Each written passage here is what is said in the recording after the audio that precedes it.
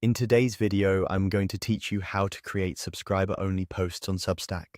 If you're looking to reward your audience with exclusive writing or reserve premium insights for paying readers, this walkthrough will show you exactly how to set that up, clearly and confidently, from your Substack dashboard. Start by heading to your Substack home. This is the main publishing hub where you create and manage posts. Make sure you're signed into the publication you want to post from. You'll see options for different content types, but for a traditional newsletter-style post, choose Article. This opens a new draft where you can add your title, write your content, and format it the way you like. You can paste in text, add images, or embed media as needed. Take a moment to proofread and make sure links, spacing, and headings look clean so your post is ready to go. When your draft feels solid, click Continue. This moves you into the preview and delivery settings. Think of this screen as your final staging area before publishing.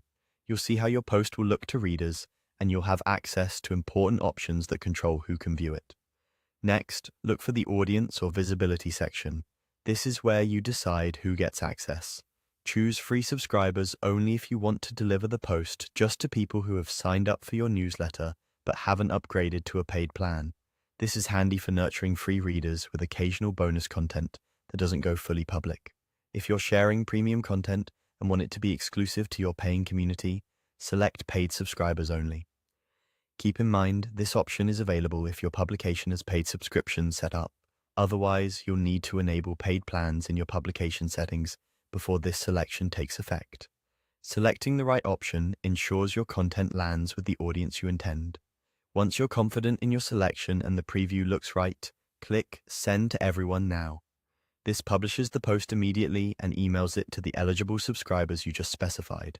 On the web, the post will respect your visibility choice, so free-only or paid-only gating will be enforced. If you're timing a release around a launch or announcement, consider your audience's time zones and reading habits before you send, and always double-check the visibility setting one last time so the right readers see it.